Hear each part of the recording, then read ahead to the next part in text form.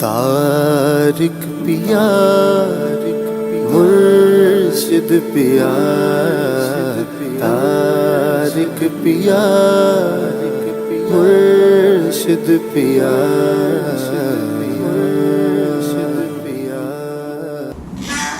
नाज़रीन और सामीन कराम, अस्सलामु अलैकुम वरहमतुल्लाहि वबरकातुहू।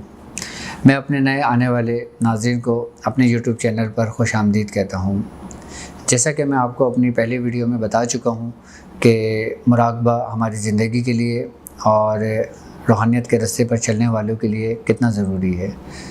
नाज़रीन और सामीन कराम, जैसे कि अल्लाह रब्बुल इज़्ज़त कुरान पाक में फ़रमाता है सूरह आल इमरान में, आसमान और ज़मीन की तख्लीक में, रात दिन के आने जाने में दानिशमंदों के लिए निशानियाँ हैं।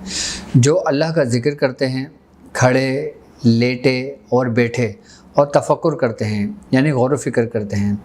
आसमानों और ज़मीन की तख्लीक पर कहते हैं कि ए हमारे रब, आपने ये सब कुछ बिला वजह पैदा नहीं किया। मुराक़बा करने से पहले सबसे पहले आपको मश्क करना है। उस मश्क कराने का आपको मकसद सिर्फ़ और सिर्फ यकसुई हासिल करना है।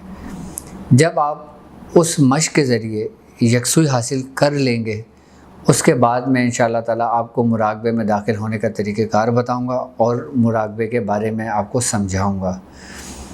अच्छा नाज़रीन, हमने अपनी पहली वीडियो में आपको एक मश्क का तरीक़ेकार समझाया था, जिसमें मैंने आपसे ये कहा था कि आप एक पेपर ले लें, उसमें एक डॉट डाल दें।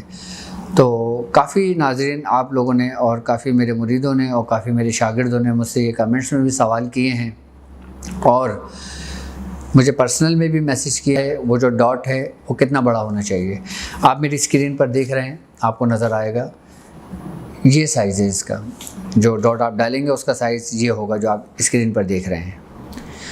अच्छा नाज़रीन, अब मैं आपको इस मश्क के दौरान कुछ एहतियात बताऊंगा और कुछ तरीक़ेकार समझाऊंगा कि आपने ये मश्क करने से पहले क्या करना है और किन चीज़ों से एहतियात करना है। आइए हम उस पर गुफ्तगू करते हैं। एहतियात नंबर 1, जब आप बैठे हों तो आपका रुख शुमाल की जानिब हो।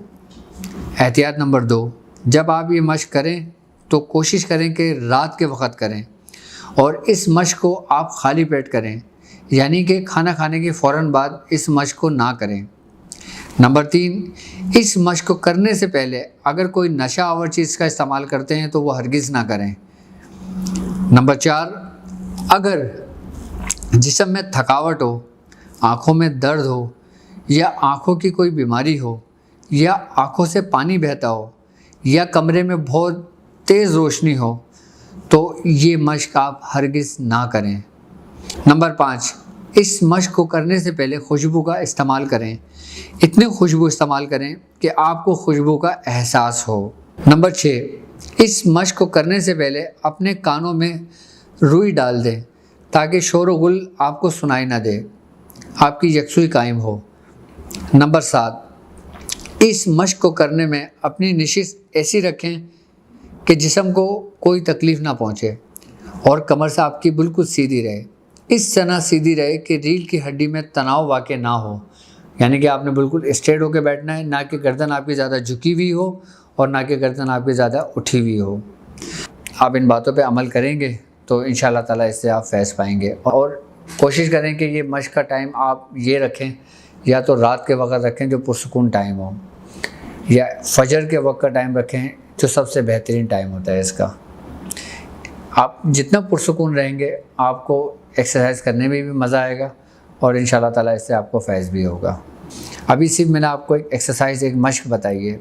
उसके बाद जब मैं आपको मुराक़बे के तरीक़ेकार समझाऊंगा, जब आपको मैं मुराक़बे की तरफ लेकर जाऊंगा, तो इंशाअल्लाह ताला आप देखेंगे अपने अंदर कितने रूहानियत महसूस करते हैं और कितना पुरसुकून अपने आप को महसूस करते हैं आप ये देखें कि इसकी मिसाल मैं आपको ऐसे देता हूँ कि मुराक़बा एक ऐसा अमल है कि जिसमें इंसान अपने अंदर तमाम आलमों का मुशाहिदा करता है। ये बात मैं आपको बता रहा हूँ मुराक़बे की, यानी कि मुराक़बे के अंदर इंसान अपने अंदर तमाम आलमीन का मुशाहिदा करता है। अब इसकी मिसाल ऐसे कि जैसे एक शख्स ख्वाब की हालत में है, जब वो सो जाता है, जब वो ख्वाब देखता है تو کئی جگہوں کا سفر کر رہا ہوتا ہے، یا کسی دنیا میں چلا جاتا ہے، کہیں ممالک چلا جاتا ہے، کہیں بھی وہ خواب کی حالت میں وہاں موجود ہوتا ہے، لیکن اس میں اس کو اختیار نہیں ہوتا. ٹھیک ہے، یہ وہ دنیا کہلاتی ہے جو ایک غیبی دنیا ہوتی ہے، یعنی کہ ہماری آنکھوں کے اندر ایک حجاب ہوتا ہے، ہماری جو روح ہوتی ہے وہ سفر کر رہی ہوتی ہے. اور مراقبے میں جب انسان کامل ہوتا ہے نا، تو انسان مراقبے کے اندر ان جگہوں کا بھی مشاہدہ کرتا ہے جو وہ سوچتا ہے، ان جگہوں پر بھی جا سکتا ہے جن جگہوں کے بارے میں وہ سوچتا ہے، یا ایسی جگہوں کا بھی مشاہدہ کرتا ہے جو ظاہری آنکھ جس کو نہیں دیکھ سکتی. آپ یہ دیکھیں کہ مراقبے کی اہمیت اتنی ہے کہ اس کے بغیر کامیابی ناممکن ہے. یہاں تک کہ آپ یہ دیکھیں کہ ہمارے پیارے نبی سرکار دو عالم صلی اللہ علیہ وآلہ وسلم، آپ کا معمول کیا تھا؟ آپ غار حرا میں کیا کرتے تھے؟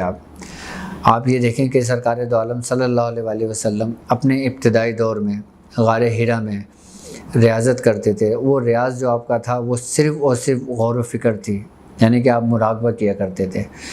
جب آپ مراقبہ کیا کرتے تھے، اس کے بعد آپ یہ دیکھیں جب اسرار و رموز کھلے تو باقاعدہ اللہ رب العزت کی طرف سے پیغام آیا، حضرت جبرائیل علیہ السلام حاضر ہوئے باقاعدہ. تو یہ سب کچھ بتانے کا مقصد یہ ہے کہ سرکار دو عالم صلی اللہ علیہ وآلہ وسلم کی حیات مبارکہ ہم امتیوں کے لیے، سرکار دو عالم صلی اللہ علیہ وسلم کی زندگی ہم امتیوں کے لیے ایک بہترین تحفہ ہے. یعنی کہ اگر ہم سرکار دو عالم صلی اللہ علیہ وآلہ وسلم کی سیرت پر عمل کریں تو ہمیں آپ کی زندگی کے اندر ہر چیز موجود ملے گی. مراقبے کی اہمیت بھی آپ کو ملے گی، دین کی اصلاح بھی ملے گی، جینے کا طریقہ بھی ملے گا آپ کو، سب کچھ آپ کی حیات مبارکہ میں ملے گا آپ کو. بس ہمیں تھوڑا سا مشاہدہ کرنا ہے. مشاہدہ یہی ہے جو میں انشاءاللہ تعالیٰ آپ کو آگے مزید تعلیم کروں گا. اب مجھے اجازت دیجیے. السلام علیکم ورحمۃ اللہ وبرکاتہ.